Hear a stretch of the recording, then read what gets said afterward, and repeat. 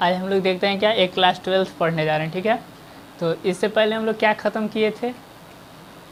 अब कोई गलती से मत कह दीजिए कि मेरा सब मोबाइल का डाटा ख़त्म कर दिए थे। गधा यहाँ पढ़ाई लिखाई पे ध्यान देना, ठीक है। मोबाइल का डाटा वेटा सब ठीक है, अभी पढ़ाई कीजिए थोड़ा बहुत। और 12th क्लास के स्टूडेंट सब लोग देखिएगा, एक बात ध्यान रखिएगा कि जैसे मान लीजिए CBSE का भी एग्ज़ाम होने वाला है और अभी कैंसिल आउट नहीं है, इसका डिसीजन लिया जाएगा एक कुछ दिनों में। तो आप लोग सोचिए, जो बिहार बोर्ड के बच्चे हैं वो तो कह सकते हैं एकदम भूल ही जाइए कि एग्ज़ाम कैंसिल होगा। एग्ज़ाम 100% होगा। और CBSE बोर्ड के बच्चे भी देखिए, उनका भी 12th का एग्ज़ाम होने वाला है और आगे का फ्यूचर भी देखिएगा, उनका भी एग्ज़ाम होगा। तो आप लोग इस माइंड में ये सेटअप मत कीजिए कि किसी तरह से हम लोग पास आउट कर लेंगे। तो आप लोग जितना मेहनत कीजिए, हार्ड वर्क कीजिए और उसके बाद ये क्या हो जाएगा, कंप्लीट।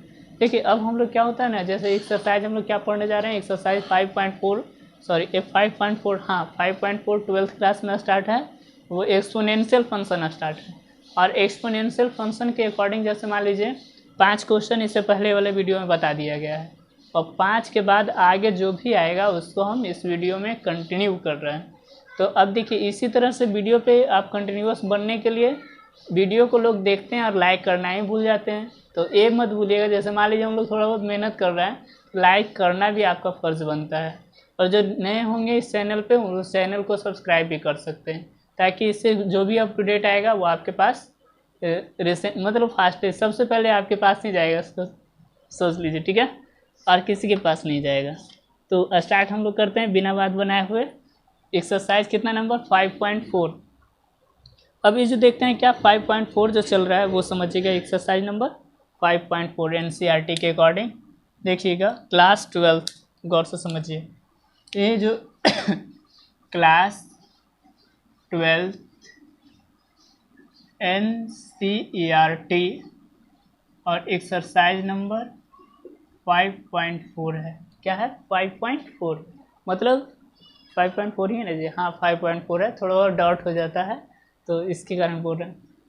5.4 के बाद देखिएगा 5 तक क्वेश्चन पहले वाले वीडियो में बता दिया गया है, पार्ट 7 या 8 जो भी होगा, और इसके बाद आगे कंटिन्यू करते हैं। यानी अब देखिएगा 5 के बाद एक 6th नंबर क्वेश्चन लिखते हैं और उसको आपको एकदम डीपली में समझाने की कोशिश करते हैं।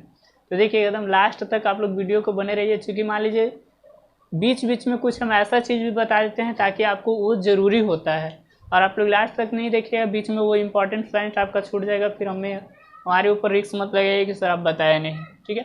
तो देखिए ये जो हम लोग देखते हैं 6 नंबर जो क्वेश्चन है, 6 नंबर में क्या लिखा हुआ है वो समझिएगा।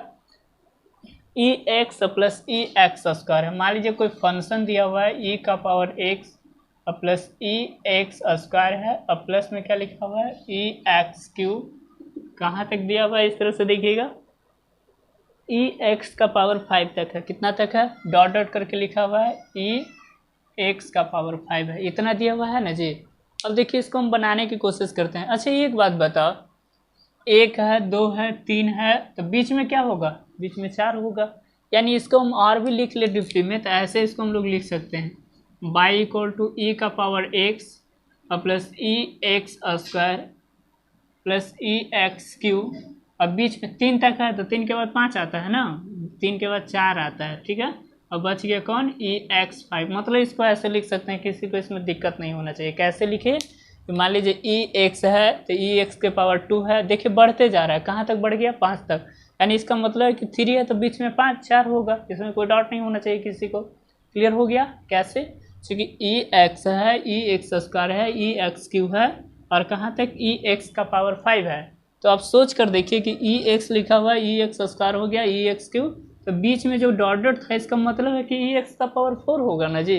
तो ऑलरेडी इतना हम लोग लिख लिए। अब इसको डिफ्रेंशिएट पहले वाले बच्चा पार्टी की तरह कर लीजिए, कहानी खत्म हो जाएगा। क्या लिखिएगा, differentiating with respect to x, ठीक है, differentiating with respect to x, यानी क्या लिखेंगे dy by d x equal to क्या हो जाएगा।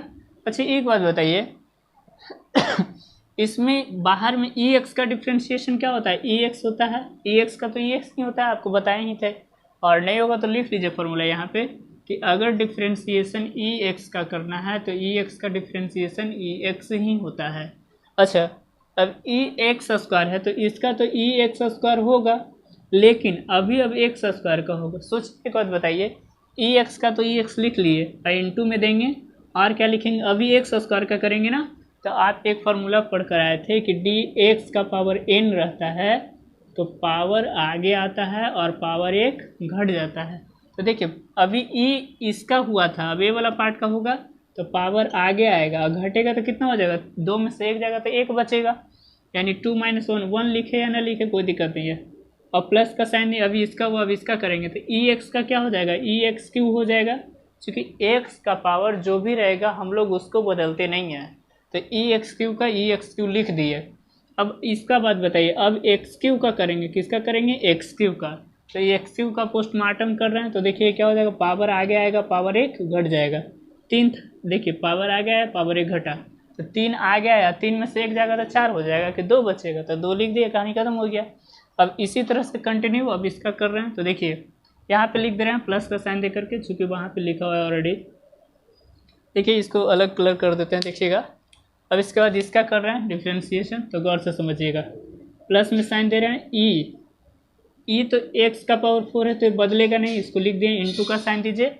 अब इसका पोस्टमार्टम कीजिए, यानी इसको देखते हैं एक्स का पावर 4 तो पावर आगे आएगा, अब पावर एक घट जाएगा, ठीक है, पावर आगे आ गया पावर एक घट गया, तो 4 और 1 क्या हो गया, 3 हो गया, ठीक है। अब इसके बाद यहाँ तक हो गया, अब किसका हम लोग करने जा रहे हैं, तो हम एक एक का स्टेप समझिए, उसके बाद एकदम आसान हो जाएगा। अब इसका हम लोग करने जा रहे हैं तो गौर से समझिएगा। इसको में हम लोग क्या लिखेंगे, प्लस का साइन दिए, ई एक्स का तो ई एक्स ही होगा, मतलब ई एक्स का पावर 5, इसमें बदलेगा नहीं, और एक क्या हो जाएगा, इसका पावर आगे आएगा पावर एक घट जाएगा। शायद समझ में आ गया होगा आप लोग को।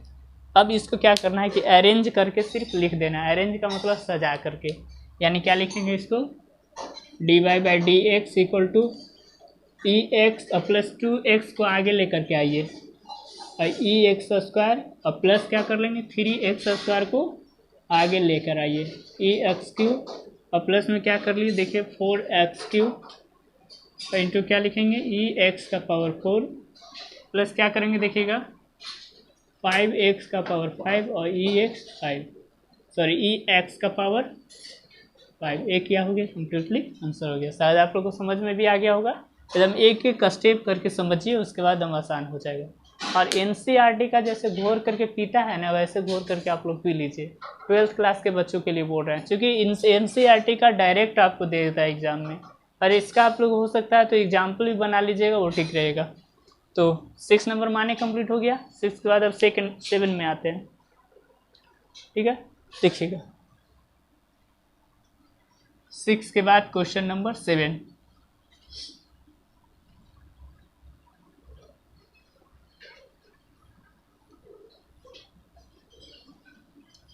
सेवन नंबर में क्या बोला जा रहा है वो समझिएगा। देखिएगा 7 नंबर में जो क्वेश्चन लिखा हुआ है वो लिख देते हैं। 7 नंबर एकदम सबसे आसान सा क्वेश्चन है। 7 नंबर बाई इक्वल टू क्या दिया हुआ है जी, बाई इक्वल टू जो दिया हुआ है रूट अंडर में ना है, हाँ रूट अंडर में है, और क्या दिया ई रूट एक्स है। इतना ही क्वेश्चन है, ठीक है। इसको डिफरेंशिएट करना है और x ग्रेटर देन 0, इसका मतलब समझते हैं। x ग्रेटर देन 0 का मतलब होता है कि x का मान 0 से बड़ा है, लेकिन x का मान अगर 0 हो जाएगा तो सबका वैल्यू 1 होगा, डिफ्रेंशिएशन ही नहीं होगा। इसीलिए इतना लिख देता है एग्जामिनर, क्योंकि वो गधा नहीं है ने आप लोग के जैसा, ठीक है। अब यहाँ समझिएगा, अब गौर से समझिएगा। बाई इक्वल टू क्या लिखेंगे, रूट अंडर क्या लिखेंगे, ई रूट एक्स है। इसको बताइए चेन रूल यूज कर लेना, क्योंकि देख रहे हैं ना 2-3 फंक्शन लिखा हुआ है, तो अब इसमें क्या कर लीजिएगा, चेन रूल लगाइए। चेन रूल समझाया था आपको कि एक दूसरे से कंबाइन होता है, मतलब बाहर वाला को निकाल दीजिए, सर ये बाहर में इसको भगाइए, ये भी बाहर है इसको भगा दीजिए, बच जाएगा, उसको कर देंगे डिफरेंशिएट। मतलब जैसे जैसे जनरेशन बढ़ता है तो पिछले वाले को लोग भूलते जाते हैं, तो इसी तरह से आप लोग मत भूलिएगा, याद रखिएगा, क्योंकि डिफरेंशिएशन करके दिखाना होता है। भूल जाएगा तो फिर आपको भूल जाएगा। देखिए अब इसमें क्या करेंगे, अप्लाइंग चेन रूल, क्या लिखेंगे, applying chain rule, chain rule आपको याद है ना क्या होता है, पहले लिख लीजिए, नहीं समझ में आता है तो लिख लीजिए बच्चा पार्टी की तरह। देखिएगा गौर से समझिए, एक एक स्टेप आपको हम समझाने की कोशिश करते हैं। बाहर में रूट दिख रहा था, रूट को हटा दिए, बच क्या गया बच गया आपको e√x बच गया, यही ना बच गया। अब बाहर में क्या दिख रहा था, a वाला, तो इसको हटा दीजिए, क्या बच जाएगा, √x बचेगा। अब बाहर में a दिख रहा था, इसको हटा दीजिए, बच क्या जाएगा, x। चेन रूल क्या होता है कि जो फंक्शन दिखेगा उसको लिख लीजिएगा, a वाला फंक्शन था, फंक्शन को उठा करके यहाँ लिख दिए। आपको बाहर में रूट दिख रहा था, रूट को हटा दिए। चेन रूल का बाहर में e दिख रहा था, a हट गया। अब इसमें देख रहे हैं क्या, रूट बाहर में दिख रहा है ना, जो बाहर में दिखेगा उसको निकालिए, बच जाएगा, उसको लिख दीजिए। अब इसके बाद देखिए हम लोग क्या करते हैं, अब इसको डिफ्रेंशिएट करते हैं। अब डिफ्रेंशिएट करेंगे कैसे वो समझिएगा, यानी क्या लिखा हुआ, बाई इक्वल टू ई या स्क्वायर रूट में है और √x है, तो इसको क्या लिखेंगे, differentiating with respect to x, यानी dy/dx इक्वल टू क्या हो जाएगा। अच्छा, अब एक फार्मूला आपको लिखते हैं, देखिएगा यहाँ पे फार्मूला लिख देते हैं ताकि आपको दिक्कत नहीं होगा। सारा फार्मूला हम बगल में लिख देंगे, आप भी कॉपी में ऐसे ही लिख करके बनाइएगा ताकि दिक्कत ना हो बनाने में। देखिएगा एक फार्मूला यूज होता है, जैसे यहाँ पे रूट है तो डिफ्रेंशिएशन मान लीजिए किसको करना है, जैसे मान लीजिए d√x रहेगा ना, तो इसका डिफ्रेंशिएशन होता है 1/2√x होता है, ठीक है। रूट के बाद कौन आया, e(x) आया, मान लीजिए कि dx करना है तो इसका डिफ्रेंशिएशन x ही होता है। इसके बाद रूट है तो रूट वाला में कौन सा, ये वाला फार्मूला यूज कर लीजिएगा, और x का x, मतलब इसी दो फार्मूला से बन जाएगा। तो रूट का क्या हो जाएगा, 1/2√x, यानी क्या लिखेंगे, 1/2√x। x के जगह पे सब लिख लेना, क्योंकि x से देख रहे हैं ना जी, ये सब x का पार्ट है, यानी क्या लिखेंगे, e√x लिख दिए। m2 का साइन दीजिए, ex का डिफ्रेंशिएशन ex होता है, मतलब x के जगह पे √x है तो √x आपको लिखना पड़ेगा, यानी e√x लिख दिए, ठीक है। अब √x फिर से आ गया तो √x का 1/2√x होता है, 1/2√x के जगह पे x ही है इसीलिए x लिखे, जो x के जगह पे रहता है वो लिख दिया जाता है। और dx/dx कितना के बराबर, 1 के बराबर होता है, लिखे या ना लिखे कोई दिक्कत नहीं है। अब इसी को क्या कर लीजिएगा, अरेंज करके लिख लीजिएगा, आपका आंसर आ जाएगा। मतलब सीधी सी बात है, ये dy/dx किसके बराबर हो गया, अरेंज कर लीजिएगा, देखिएगा 2 2 जा 4 हो गया ना, स्क्वायर रूट में है तो देखिएगा क्या लिखेंगे, e√x और 2 2 कितना 4, 4 हो गया, रूट अंडर देखिएगा ए भी रूट में तो ऐसे इसको लिख सकते हैं, x × e√x लिख सकते हैं, ये क्या हो गया आंसर। देखिए कैसे लिखे समझ में आया आपको, ए भी रूट में, दोनों को रूट में कर लिए तो x√x होगा, अलग करेंगे तो फिर से तो वही होगा ना, इसलिए उसको इतना हम लोग लिख सकते हैं। ये समझ में आ गया होगा कि 2 2 जा 4 और e√x और ये वाला, ये टर्म आपको क्या हो गया, कम्प्लीटली बन कर रेडी हो गया। अब 7 के बाद एक देखते हैं कितना नंबर, 8 नंबर में आते हैं, ठीक है। 8 नंबर के बाद 9 10, इसके बाद आज खत्म हो जाएगा। 8 नंबर देखिएगा, एक ही क्वेश्चन को आप लोग समझिए और किसी तरह का परेशानी नहीं होना चाहिए। कितना नंबर देखते हैं 7 के बाद 8 नंबर में। 8 नंबर में जो क्वेश्चन लिखा हुआ है वो समझिएगा, क्वेश्चन नंबर 8 में दिया हुआ है वो समझिए, बाई इक्वल टू, अच्छा log इंटू log x है, log इंटू log x है, और बोला जा रहा है x ग्रेटर देन 1 है, x किससे बड़ा है, x से बड़ा है, देख रहे हैं ना। अब बताइए, आपको बताए थे कि कोई अगर कंपोजिट फंक्शन होता है, वो फर्स्ट क्लास में याद कीजिए कि अगर कोई कंपोजिट फंक्शन होता है मतलब मिला जुला रहेगा, कहानी खिचड़ी बनाने वाला जैसा, देख रहे हैं लॉग यहाँ पे है, इसका एंगल में लॉग है, फिर से एक अलजेब्रा, 2-3 फंक्शन मिला हुआ है, तो इसके लिए हम लोग क्या करते हैं, चेन रूल लगाते हैं। कैसा रूल, चेन रूल लगाते हैं। तो इसमें क्या लिखिएगा, अप्लाइंग चेन रूल। और भी देखिएगा बुक में बहुत अजीब तरीक़ा से बनाता है, वो हमको खुद ही नहीं समझ में आता है, तो आपको क्या समझाएंगे। लेकिन एक क्लियरिटी है कि जो रूल हम बता रहे हैं उसको आप यूज करके बनाइए, आपको आसान लगेगा, और ये सबसे ईजी वे भी है, ठीक है। क्या लिखिएगा, अप्लाइंग चेन रूल, ठीक है, चेन रूल। देखिएगा चेन रूल क्या होता है वो समझिएगा।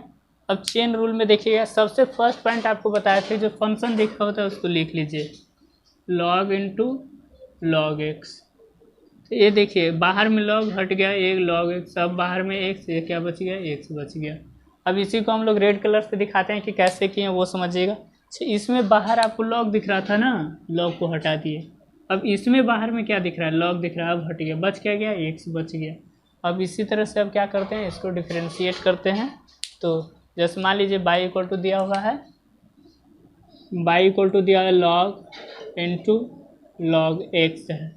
तो differentiating with respect to x, मतलब d y by d x equal to क्या हो जाएगा, देखिएगा a d y by d x अगर हम लोग लिखते हैं तो इसके अकॉर्डिंग ये क्या हो गया, लॉग एक्स का डिफ्रेंशिएट यहाँ पे फॉर्मूला लिख देते हैं कि डी अगर लॉग एक्स होगा तो इसका डिफ्रेंशिएशन 1/x होता है। लॉग एक्स का डिफ्रेंशिएशन क्या होता है, 1/x। यानी हम लोग क्या लिख सकते हैं, एक्स के जगह पे यहाँ लॉग एक्स है ना जी, यानी इसको क्या लिख सकते हैं 1/x, एक्स की जगह पे लॉग एक्स लिख दिए, ठीक है। अब किसका करेंगे, फिर से लॉग एक्स आ गया तो फिर से वही रूल यूज होगा, 1/x होगा। लेकिन यहाँ पे एंगल इसका x था, एंगल लिखाता है, अदरवाइज नहीं लिखाता है। अब इसी को अरेंज कर लीजिए, यानी d y by d x equal to क्या, एक्स को आगे लेकर के आइए, एक्स लॉग एक्स, ये क्या हो गया, इसका आंसर हो गया, समझे। वे बनकर के कहानी ख़त्म, इतना आसान सा है। 8 के बाद देखते हैं क्या, इसका 9 नंबर के बाद आपको कम्प्लीटली ख़त्म हो जाएगा 10 नंबर, ठीक है। अब देखिएगा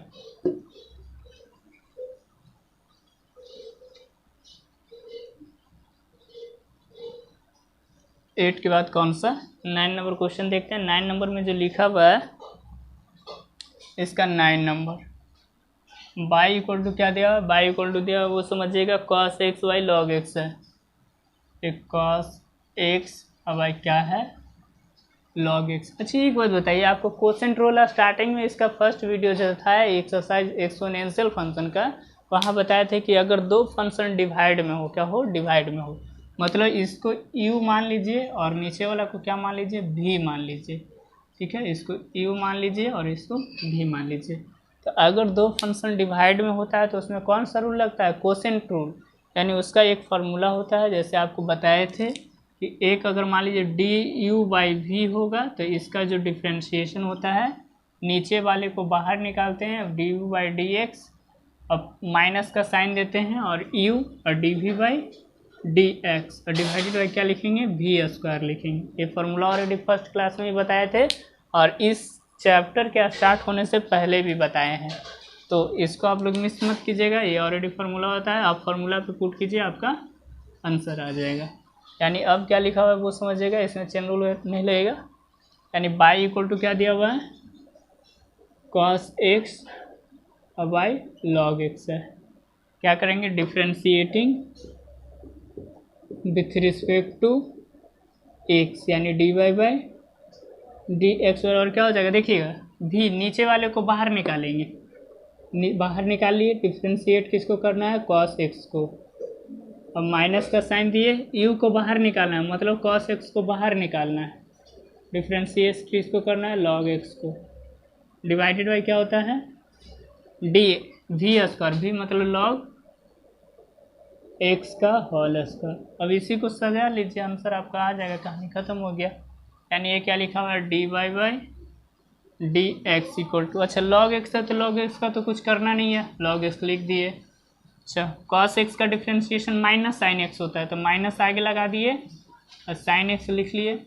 अब इसके बाद देखिएगा माइनस का साइन दिए, माइनस से क्यों हुआ, चूँकि ऑलरेडी आप जानते हैं कॉस एक्स का डिफ्रेंशिएशन माइनस साइन एक्स होता है, नहीं होगा तो फॉर्मूला यहाँ पे लिख देते हैं। जैसे देख लीजिएगा कि अगर डिफ्रेंशिएशन कॉस एक्स को करना है तो कॉस एक्स का डिफ्रेंशिएशन माइनस साइन एक्स होता है, और लॉग एक्स का डिफ्रेंशिएशन क्या होता है, डी लॉग एक्स होगा, तो इसका डिफ्रेंशिएशन 1/x होता है, ठीक है। एक करना क्या, जैसे ये फार्मूला आपको भी बार बार लिखना है, इससे क्या होगा ना कि लिखने से आपको याद हो जाएगा, और याद एक बार अगर हो गया ना तो फिर आप कभी नहीं भूलिएगा, ठीक है। तो अभी हम लोग यहाँ तक पढ़ रहे थे, कंप्लीट किए, माइनस में आगे क्यों हुआ, क्योंकि फार्मूला ही होता है माइनस साइन एक्स, और इसके बाद यू यानी कॉस एक्स है, माइनस में कॉस एक्स लिख लिए, और लॉग एक्स का डिफ्रेंशिएशन क्या होता है 1/x divided by v square, मतलब लॉग एक्स का होल स्क्वायर। अब नीचे वाला को एलसीएम लेंगे तो ऐसे लिख सकते हैं x log x into sine x, minus में cos x, डिनोमिनेटर पार्ट नीचे आ जाएगा, यानी x log x का होल स्क्वायर। ये क्या हो गया, कंप्लीटली इसका आंसर हो गया, समझे ना। देखिएगा, जैसे मान लीजिए इसमें एलसीएम लीजिएगा ना जी, तो एलसीएम सबका x आएगा, तो x इसके साथ गुना में आ जाएगा। ये तो 12th क्लास का स्टूडेंट आप समझते ही हैं, एलसीएम लेंगे तो इसके साथ में गुना होगा, और ये आपको cos x लिखा गया, x log x और sin x, ये cos x हो गया, डिवाइडेड बाई x नीचे आ गया, तो इसको हम लोग क्या कर लिए, कम्प्लीटली आपका आंसर हो गया। क्योंकि 12th क्लास का स्टूडेंट अगर ये नहीं समझ में आता है तो फिर तो आप समझ ही रहे हैं, ठीक है। तो इसके बाद देखिएगा 10th, इसका क्वेश्चन नंबर 10th हम लोग देखते हैं, एक 10 नंबर बताते हैं, और क्वेश्चन नंबर 10 देखिएगा।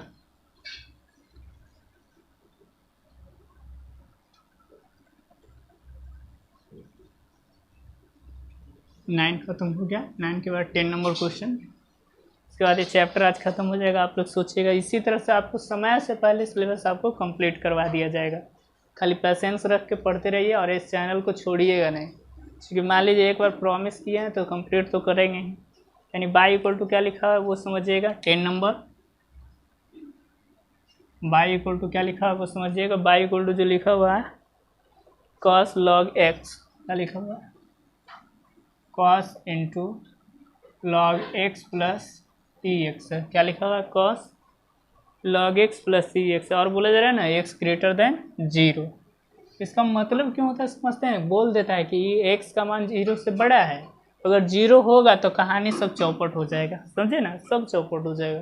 तो इसीलिए लिख देता है वहाँ पे कि बच्चा लोग, क्योंकि मान लीजिए मैथ का स्टूडेंट के पास क्या होता है, जैसे कुरफाती माइंड होता है, एक गधा लोग क्या से क्या सोच लेता है, मतलब सोचना कुछ और है, सोच लेगा कुछ और, क्योंकि मैथ का स्टूडेंट है ना, थोड़ा सा ये चांगड़ होता है, जिसको कुरफाती माइंड हम लोग बोलते हैं, ठीक है।